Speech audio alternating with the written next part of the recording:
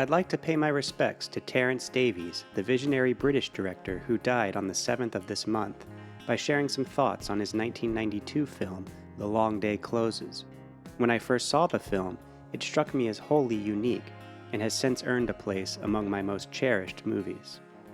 It stars Lee McCormick in what seems to be his only movie, as a boy named Bud, who grows up in Liverpool in the 1950s.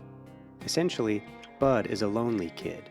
His older siblings fall in love, and he can only observe and wonder what that's like, especially since his own emerging sexual feelings don't align with theirs.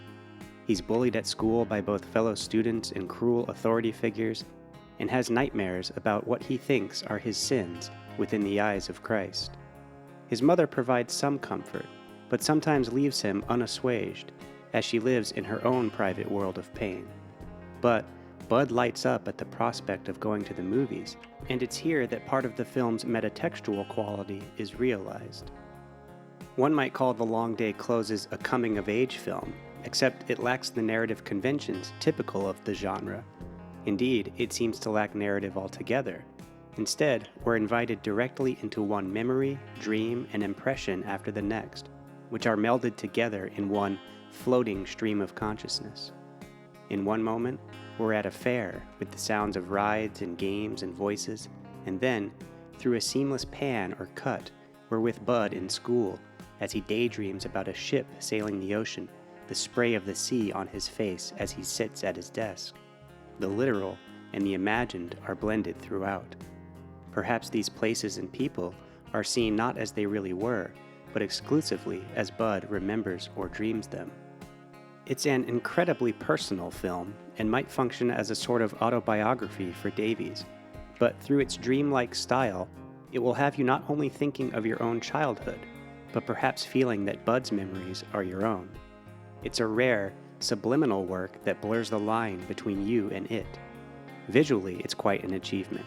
The images often look like portraits or still-life paintings, with mise-en-scène that's plain yet rich with story. I wouldn't be surprised to see certain frames hanging in a museum with titles like Helping Big Brother with Bicycle or Mother Sings a Song. Indeed, you can almost see the paint chipping away with time. Bud does, after all, learn a lesson at school about erosion. The film opens where he once lived, an apartment that is now dilapidated, as rain falls on a staircase no longer sheltered by a roof. Then he appears on that staircase as we follow him through his happy and unhappy days, before he ultimately retreats into the shadows of the crumbling building of the present. Time has taken over, as it does, and where is Bud now?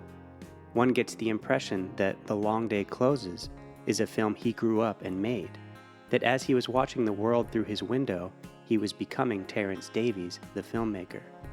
And now time has done its thing again, and Davies is no longer with us.